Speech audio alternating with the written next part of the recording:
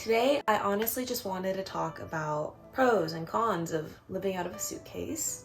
Here are my credentials. I'm in Orange County right now.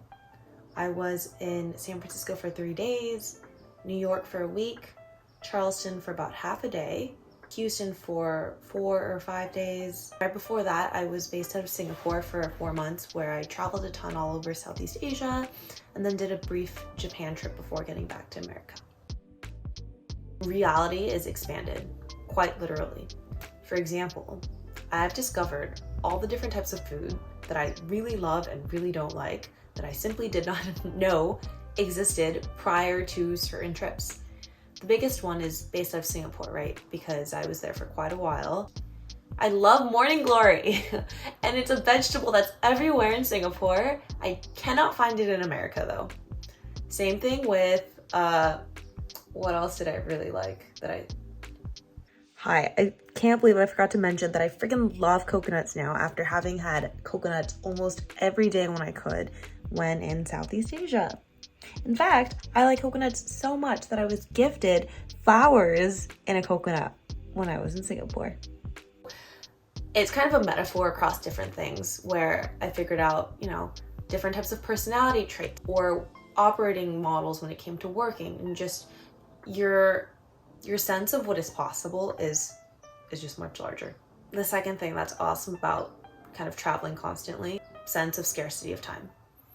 I've read a ton of books that talk about how you have to appreciate the moment, and basically the idea is that your time on earth is limited, but as humans you don't really sense that. But when you're constantly traveling, it makes all the time there much more precious. So for example, I was in New York for a week and I'm thinking, okay, I need to meet all the people in New York that I care about. I need to eat all the food that tastes delicious that I love there because I know I'll be in San Francisco. I was in San Francisco for a short amount of time and I was like, I need to see everyone. I want to do everything I can. The other thing about traveling and constantly being on the go is that it just makes life a lot more exciting. I just imagine if I'm rooted in one place, I might get a little bit bored over time. I'm based out of San Francisco, and then I go a lot to New York for work, and then I'm also in Orange County a lot because it's where my family's from. I would say it's almost an even split. Maybe a little bit less in Orange County. You get to just do more things, When I'm in New York, I get to go to my favorite restaurant. And when I'm in San Francisco, I get to see all my close friends in San Francisco. When I'm in Orange County, I get to hang out with family. And it's not mundane, to say the least. Also, I feel like when you do a ton of traveling, life honestly feels like a movie. Sometimes I will think back on everywhere I've been and all the experiences I've had, and I'm like, wow, that was my life. How cool is that?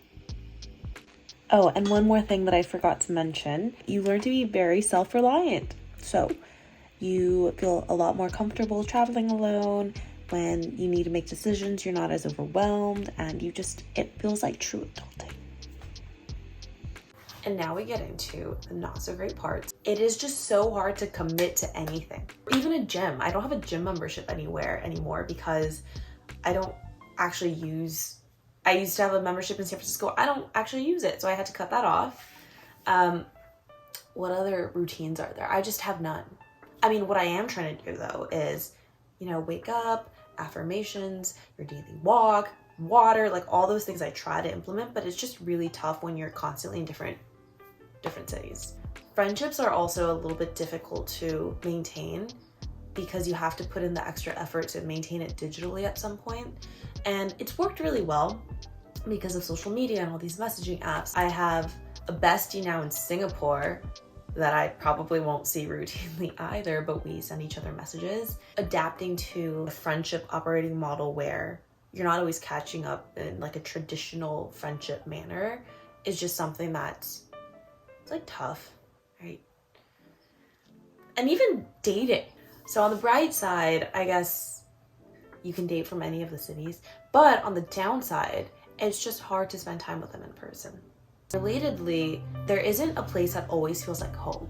My home is just split across many different cities. I have friends just all over the world at this point. I have my apartment in San Francisco. I have my childhood bedroom here in Orange County. When I'm in New York, I stay at the hotels that I like to stay at, and so it feels like home in a sense too.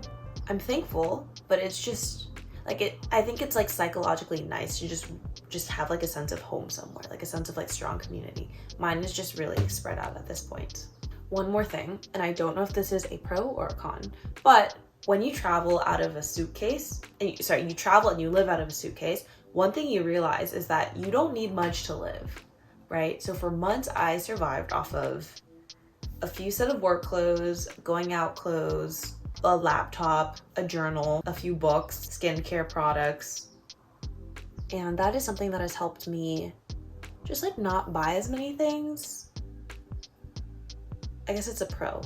But the con is also like I'm always in the same clothes, you know, because all my clothes are in San Francisco and also in Orange County. And so it's like, I don't know, you just have to be okay with wearing the same outfit to many different things.